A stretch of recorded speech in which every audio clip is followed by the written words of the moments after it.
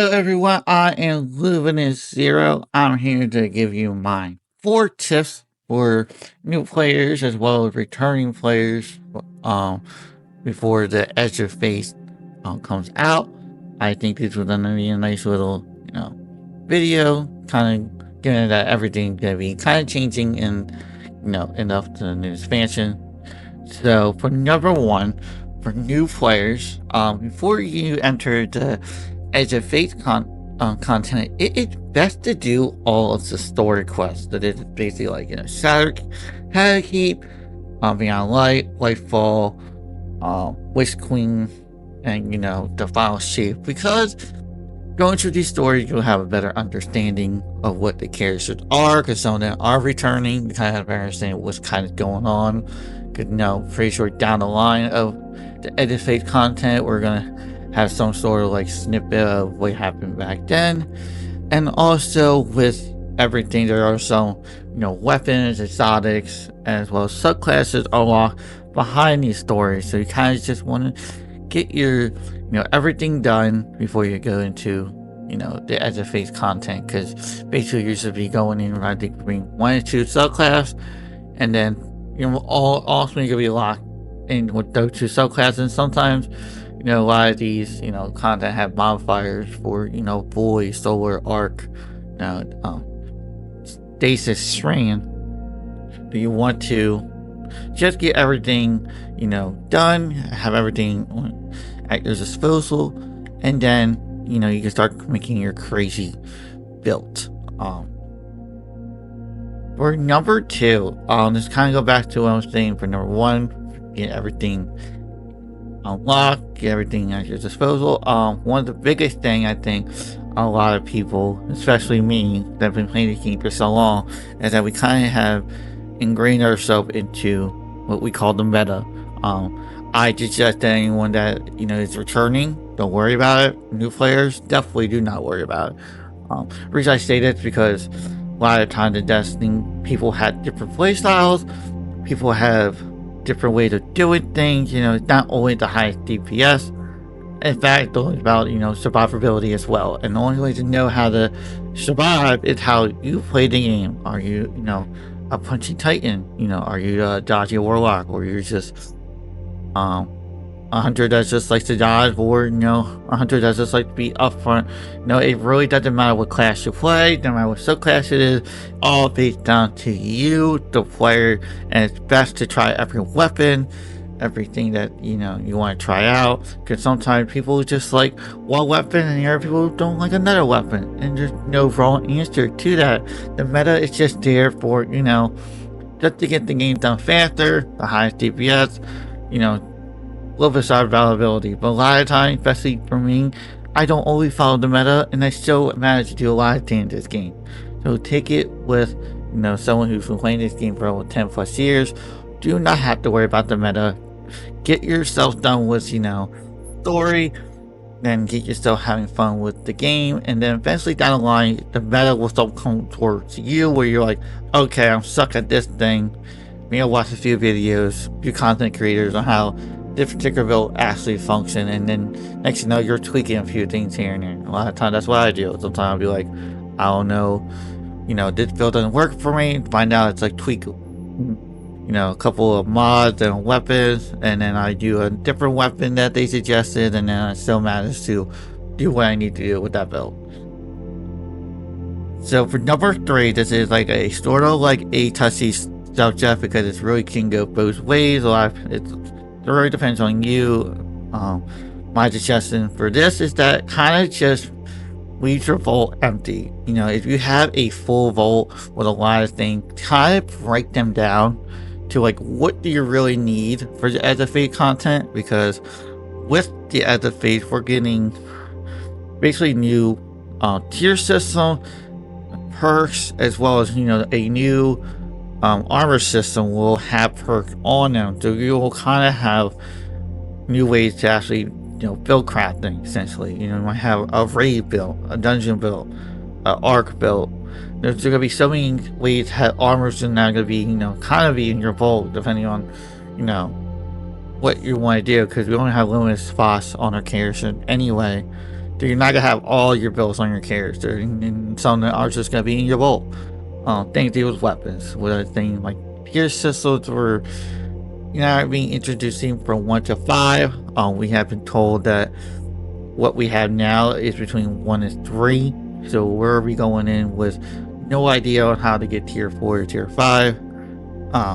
Even so, there's gonna be new weapons, and a lot of times they slow roll old weapons that we have on now with the new tier system. So they kind of just want to focus on what they have now in terms of new weapons, all that, and eventually down the line they'll start adding old weapons, and then we'll have to reacquire them.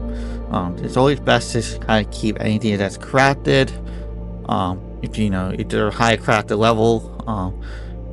Personally, any adept or enhanced weapons, because sometimes you have them here, you really can't get them back, as well as the deaths. And then exotics. And if you feel like you have a exotic that you really want and you just don't have a space on character, do that way. But a lot of times you get the back from they get the kiosks and all that, or collections.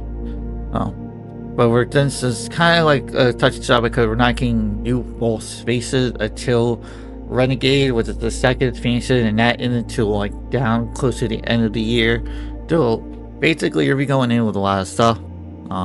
Just kind of keep that vault empty.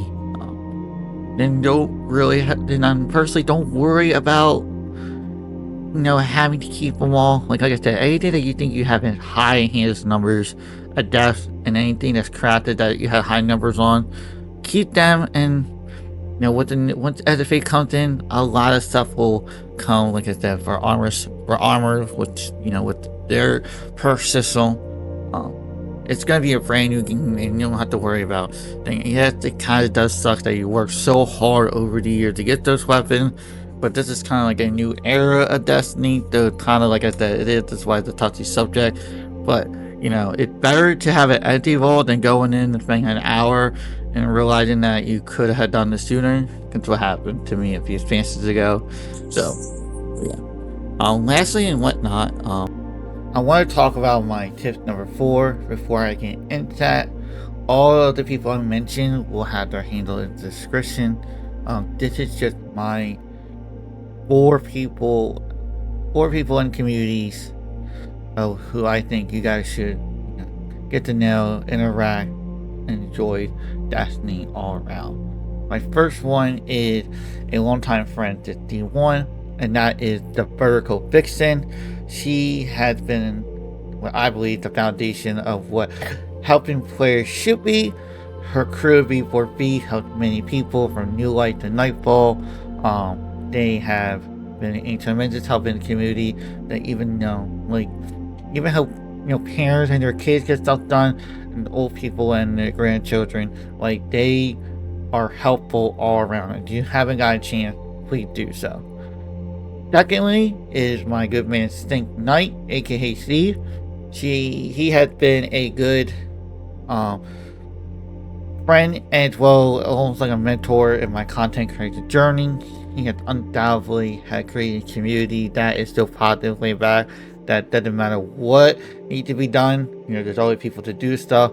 I think I liked the community in terms of if you are aspiring to become a content creator, or you're aspiring to be something good in the game, he's there to help you to be good, urge you to work on your mistakes and everything, and he's the perfect guy to have on your list of friends in the game as well as real life. Next up is Titan 8 Crown. He has been a good friend of mine recently. I have been a pleasure, get to know him slowly and get to know the community. Actually, I was more shocked that his entire community that he had built is nothing more than positive on top of positive on top of positive. The guy created a community on the fact that no matter where you are in the game, no matter what level it's at, failure is not an option. Basically, just you learn and then help you. They'll pick you up and start over again, and you will actually get your stuff done, and you'll have a good time doing it. This guy has been an incredible figure in the Destiny community. If you really haven't checked out his stream, please do so. Yeah. Lastly, a community that I consider home away from home, and that is Invicta. They have been helpful throughout Destiny community all around. I have the pleasure to get my raid clear done, dungeons were done, get some of my titles done, and with them being active as they are now, they do stuff like charity events. They give back to the community, like Bungie Love Validation, and they do their own stuff in their community, like like dungeon raids, raid raids, or raids roulette, whatever it is, to keep people active and having fun with the game. And overall, they also play other games as well. They're not just strictly Destiny, but they care about the people in the community and they give back as well. So if you haven't gotten a chance to know this community, you're missing out. This is all I have on my top 4 in my list. I think that going into Edge of Fate will be a good for new players as well as returning players. So if you haven't got the chance to check them out, please do so. And thank you for watching my videos. Appreciate that. This is my personal 4 tips of going into Edge of Fate, and I hope you learned something. If you enjoy it, please like and subscribe, and I will see you Starside. Bye bye.